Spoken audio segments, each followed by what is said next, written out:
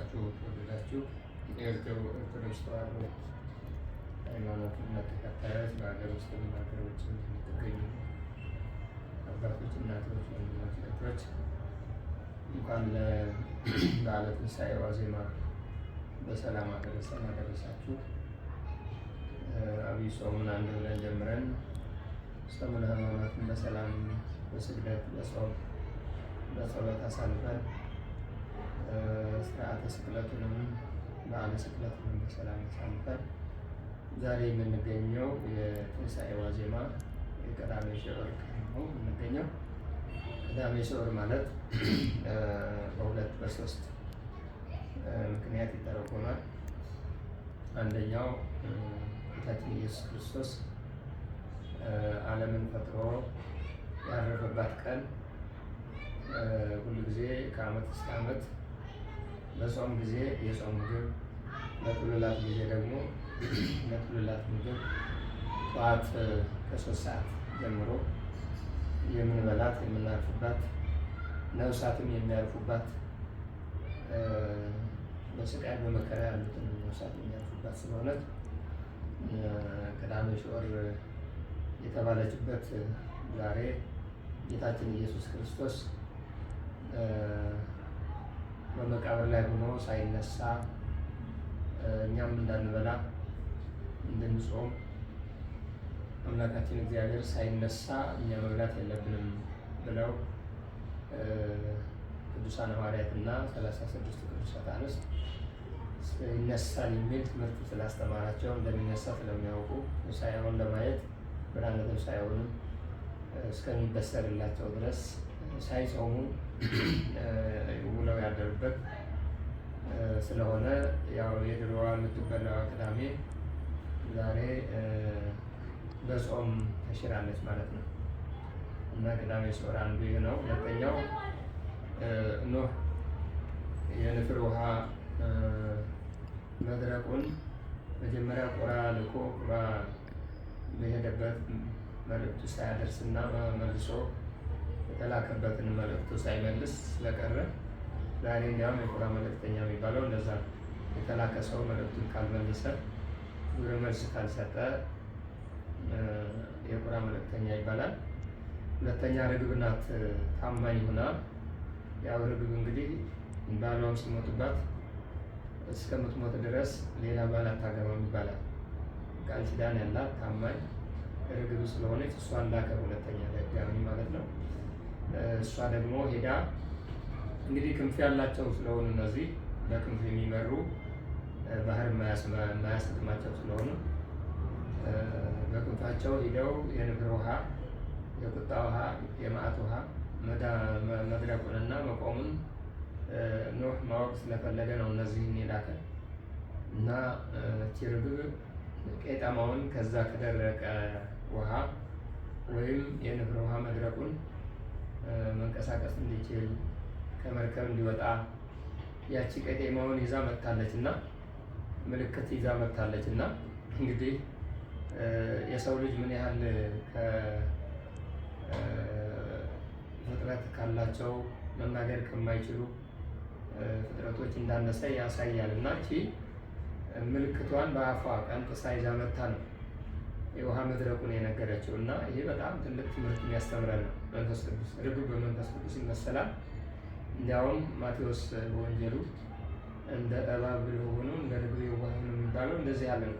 ርግብ የዋሂት ናት በጣም መንፈስ ቅዱስም የምትመሰለው ለዚህ ነው። መንፈስ ቅዱስም በርግብ የሚመሰለው መንፈስ ቅዱስ ኃይል የሚሰጥ ብርታት የሚሰጥ የሚያጸና የሚያበረታ ስለሆነ ያንን ምክንያት ተደርጎ ዛሬ የንፍር ውሃ የደረቀ መሆኑን የምልክት ቄጠማ እዛ መታ በየቤተ ክርስቲያኑ ቄጠማ የሚታደለውና ቄጠማ የሚሰጠው ያንን ምክንያት ተደርጎ ነው። እንግዲህ ይህንንና ይህንን የመሳሰለ ምክንያት ተደርጎ ቀዳሜ ሲኦር ሁልጊዜ የምንበላት በጠዋት ዛሬ ደግሞ ጾመን በጾም ክርስቶስ ከሚነሳ ብለን በአክብሮት የምንውለውን ጾም የምንውለውን ያው ቀዳሜ ሲኦር ተብላለች እና አምላካችን እግዚአብሔር ደግሞ እንግዲህ እዚህ መኃልየ ሰሎሞን ምዕራፍ 4 መኃልየ ሰሎሞን 4 3 5 በመጨረሻው ላይ አመ ተንሥአ ወአንሥአ ኩሎ ሙታነ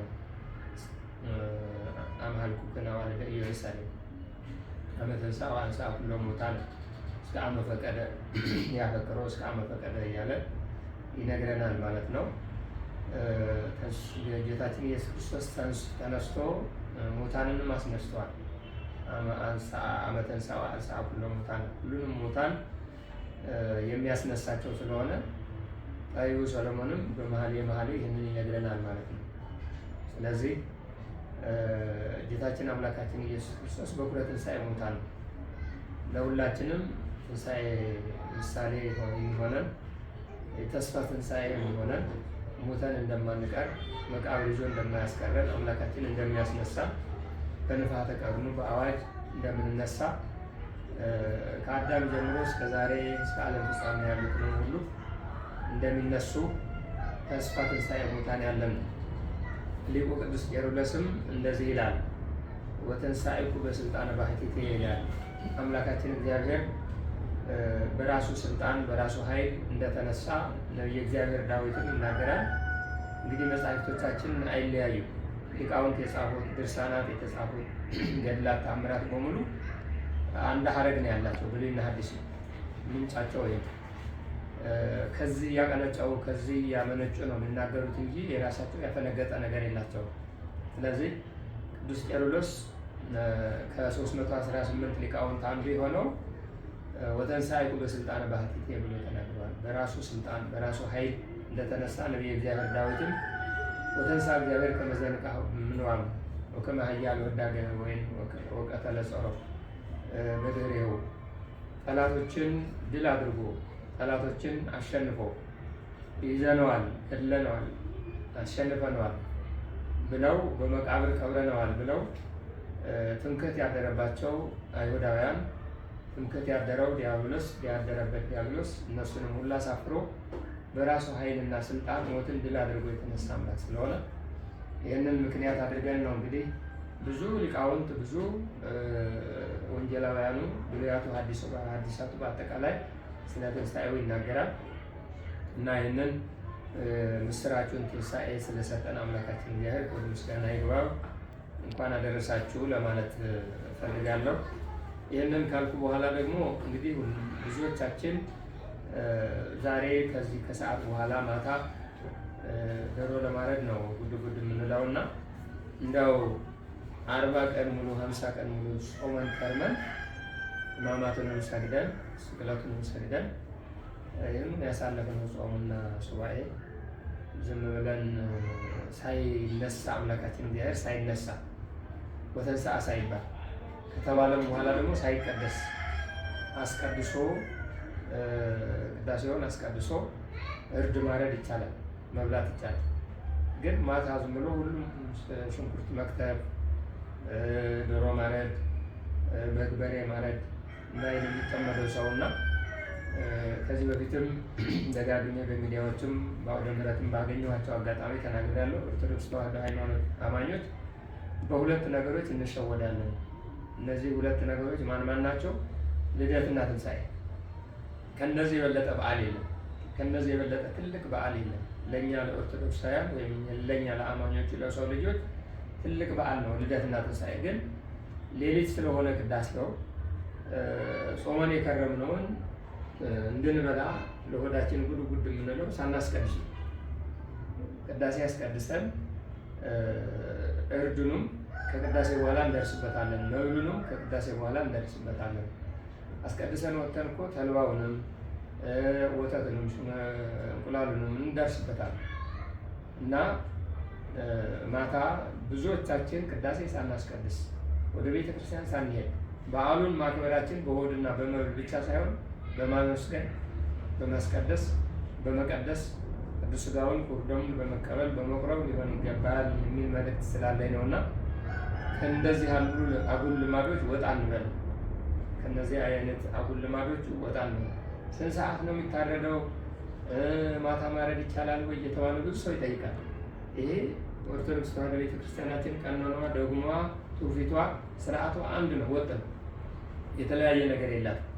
በቃ አሁን ነገ ከቅዳሴ በኋላ ሌሊት 10 ሰዓት ነው ቅዳሴ የሚያልቀው።